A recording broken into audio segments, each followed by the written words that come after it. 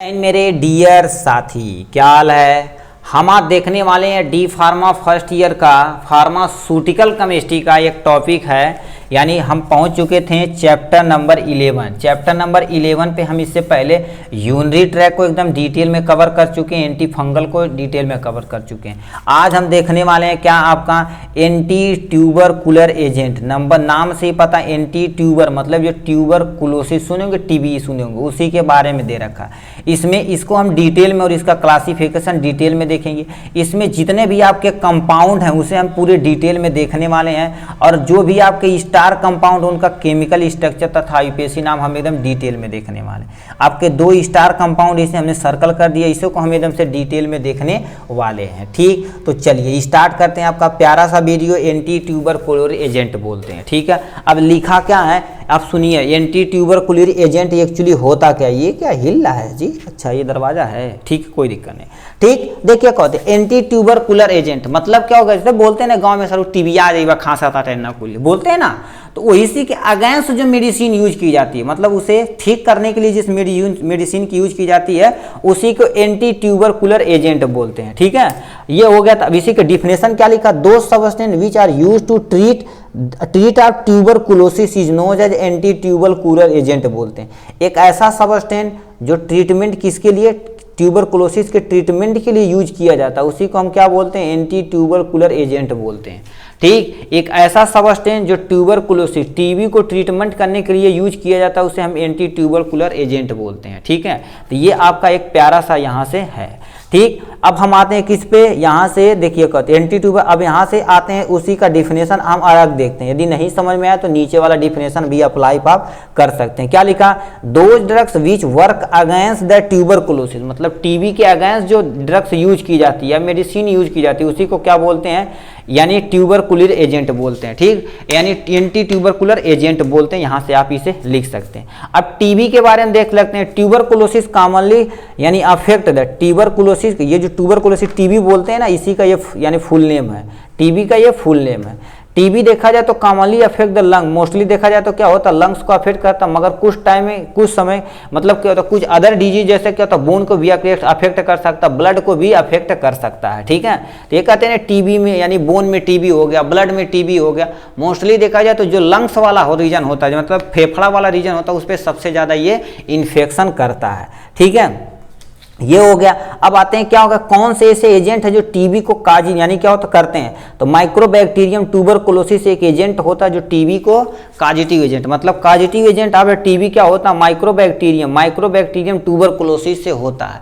यदि इसके बारे में पूरा डिटेल में देखना तो आप सोशल फार्मेसी पे हमारे प्ले लिस्ट में जाकर यानी टीबी के बारे में आप पूरा देख सकते हैं। मोड ऑफ ट्रांसमिशन कैसे होता है, साइन एंड सिम्टम कैसे होता है, कैसे उसे प्रिवेंशन करना, कैसे कंट्रोल करना है, कौन सी वैक्सीन लगानी, ये सब हम सोशल फार्मेसी में आपको पढ़ा चुके हैं। ठीक, तो वहाँ से आप इजीली जाकर देख सकते हैं। ठीक है, तो ये था किसके, टीबी के बारे में। अब आते हैं किसके, इसके क्लासिफिकेशन के बारे में। ठीक है, क्लासिफिकेशन देखिए कितना प्यारा किया गया और एकदम से छोटा आपका क्लासिफिकेशन है, आप इसे याद रख लीजिएगा। ठीक है, देखिए मेनली क्या करिए, ये वाला याद करिएगा, एक कम से कम मिनिमम 1 से 2 एग्जाम्पल आप याद कर लेंगे तो काम बन जाएगा। देखिए first line drugs, second line drugs और न्यूअर ड्रग। न्यूअर मतलब क्या होता है, जो न्यू ड्रग्स हमारे मार्केट में है उसे न्यूअर ड्रग्स बोलते हैं। ठीक, फर्स्ट लाइन ड्रग्स में क्या, तो इतने सारे एग्जांपल रहते हैं। क्या लिखा, आयोनाइज यानी क्या होता है, आयोनाइज्ड एथ हो गया, रेवाफ्लेपिन हो गया, पैराजीनामाइड हो गया, इथा यानी इथाम ब्यूटोन हो गया। इसका ये एग्जाम्पल है फर्स्ट लाइन ड्रग्स का। सेकेंड लाइन ड्रग्स के अंतर्गत क्या आता है, पैरा अमीनो सल्सेलिक एसिड यानी इथियोनामाइड के नाम से आता है, साइक्लोसेरिन के नाम से ये मार्केट में अवेलेबल होता है। न्यूअर ड्रग्स देखा जाए तो सिप्रोफ्लॉक्सासिन होता है, वो फ्लॉक्सासिन होता है, एजिथ्रोमाइसिन इसका एग्जाम्पल है जो ट्यूबरकुलोसिस के लिए यूज की जाती हैं। ठीक, तो इन्हीं को हमें पूरा डिटेल में देखना है, ये क्लासिफिकेशन। अब जो 2-4 ड्रग्स हैं उसे क्या कर देते हैं हम एकदम डिटेल में देखते हैं। ठीक है, ठीक। तो आपका ये प्यारा सा ये क्या है, आइसोनियाजिड। आइसोनियाजिड जिसे आपके शॉर्ट फॉर्म में देखा जाए तो ये भी आपका स्टार कंपाउंड INS के नाम से जाते हैं। I for iso, N for क्या होता है, निकोटीना हाइड्राजीन होता। मतलब ये देखो एच से रिप्रेजेंट करते हैं और इसे एन से रिप्रेजेंट करते हैं, इसे आई से रिप्रेजेंट करते हैं, INS। ये भी फुल नेम आप एक नंबर में आपसे फिल इन द ब्लैंक में पूछ सकता है या आपको MCQ दे सकता है।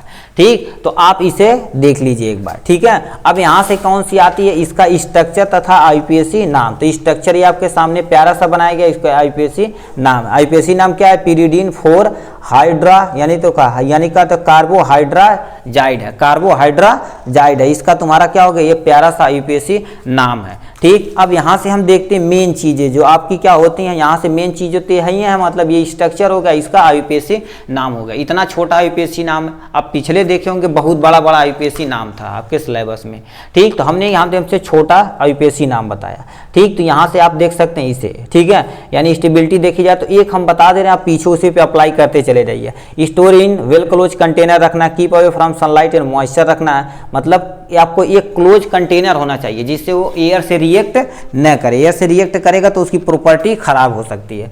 Keep away from sunlight, sunlight से दूर रखना, मॉइस्चर से भी आपको क्या कर देना, इसे दूर रखना। देखो storage at room temperature, room temperature पे इसे स्टोरेज करना, ना कि आप फ्रिज में उठा के डाल दिया, ऐसा नहीं करना। ठीक, यहाँ से देखा जाए तो यानी फार्मूलेशन देखा जाए तो टैबलेट के फॉर्म में अवेलेबल है और सिरप के फॉर्म में अवेलेबल है इजीली।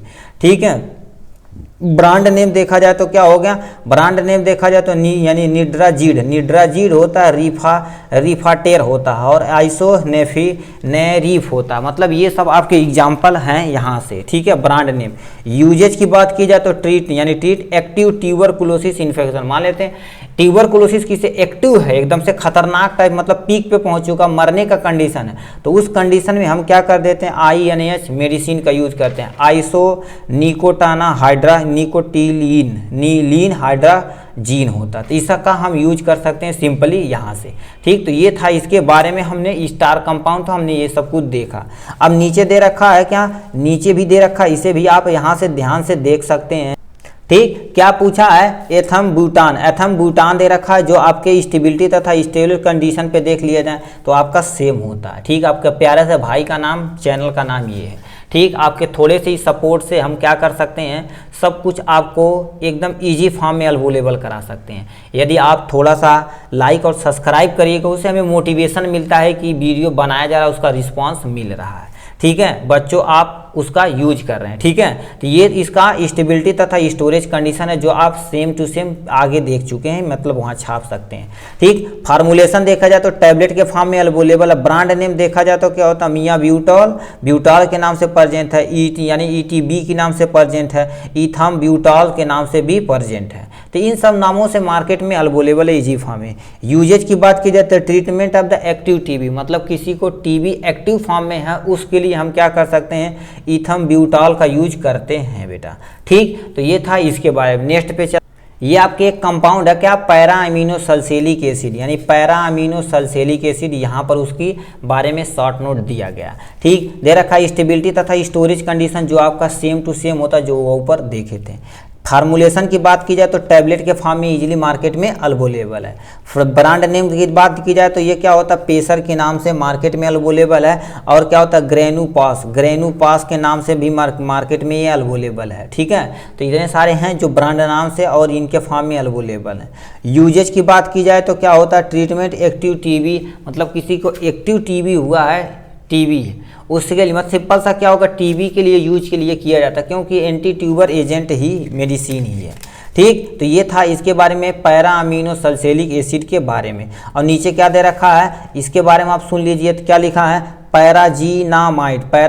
पैराजीनीमाइड दे रखा, जो आपका यहाँ से दे रखा है, यहाँ से आप इसे इजीली देख सकते हैं। स्टेबिलिटी तथा स्टोरेज कंडीशन जो आपके सामने दिया है, स्टोरेज एट रूम टेम्परेचर पे इसे रखना है।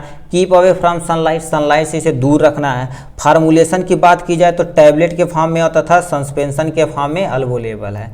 ब्रांड नेम देखा जाए तो क्या हो गया, यानी देखो कह दिया पैराजीड, वो पैराजीड के नाम से फेमस है। और यानी पैजाइड के नाम से प्रेजेंट है, और यानी पाइजीन के नाम से भी ये फेमस है मार्केट में।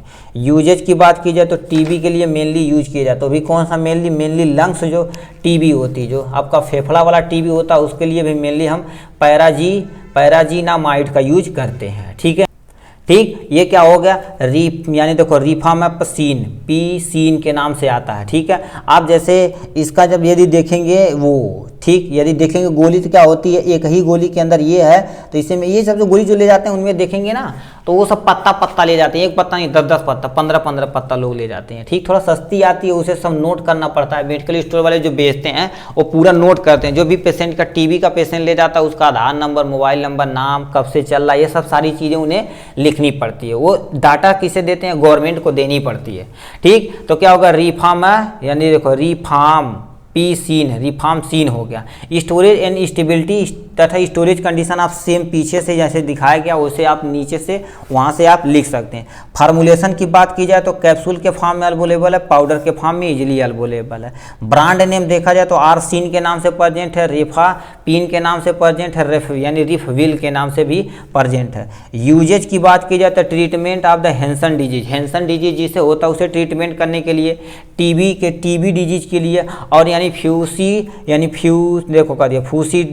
एसिड से जो इसके ज़्यादा हो गया उसके लिए ट्रीटमेंट के लिए हम क्या कर देते हैं, रिफाम्पसिन का यूज करते हैं। ठीक है, तो ये इसके बारे में था। नेक्स्ट पे आते हैं, क्या होता है, लिखा है बेटा क्यूलीन के नाम से आता है। तो स्टेबिलिटी तथा स्टोरेज कंडीशन सेम होता है, वहाँ से आप देख सकते हैं। फार्मूलेशन देखा जाए तो टैबलेट के फॉर्म में अवेलेबल है। ब्रांड नेम देखा जाए तो क्या होता है, सीर2 यानी सीरटूरो के नाम से फेमस है। ट्रीटमेंट देखा जाए तो क्या हो गया, ट्रीटमेंट टीबी के ट्रीटमेंट के लिए, और देखिए कर दिया stop growth of the bacterial growth को स्टॉप करने के लिए हम यूज करते हैं। कॉमन कोल्ड किसी पर्सन को हुआ तो उसे भी हम मोस्टली यूज कर लेते हैं। ठीक है, और नीचे क्या दे रखा आपका, यहाँ से नीचे दे रखा क्या हो गया,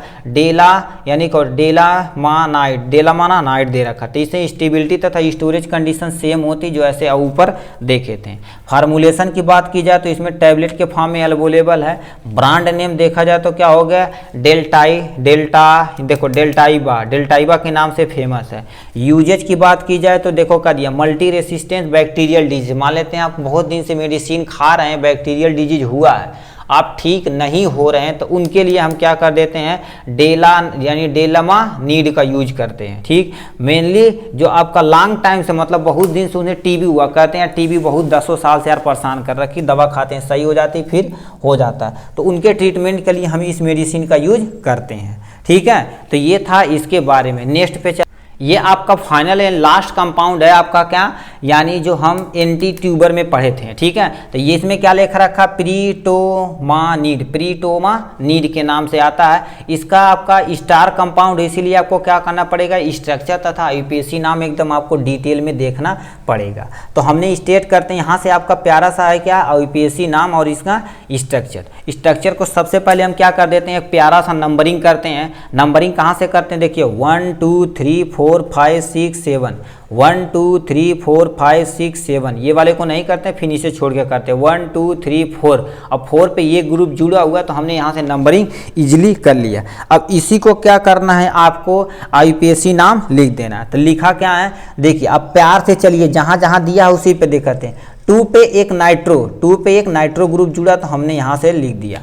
अब 6 पे आते हैं, कितना 1 2 3 4 5 6 पे इधर चले जाते हैं, 6 पे इधर चले गए तो हमारा क्या हो गया 1 2 3 4 पे ये ग्रुप जुड़ा हुआ है, 4 पे हो गया। देखो 1 2 3 कितना 3 आपका फ्लोरो, तो मतलब 3 फ्लोरो हो गया। तो एक ही जुड़ा हुआ तो हमने क्या होता है मेथॉक्सी, मतलब देखो 4 पे यानी 4 पे देखा जाए, 4 पे देखा जाए तो एक 3 हमारा क्या होता है फ्लोरो, 3 फ्लोरो एक ही जगह से जुड़ा तो उसे हम मेथॉक्सी बोलते हैं। अब इस पे आते हैं, इस पूरे को हम क्या बोलते हैं, फिनाइल बोलते हैं। ठीक, एक जुड़ा हो तो हमने दोबारा क्या बोल दिया, इसे मेथॉक्सी बोल दिया।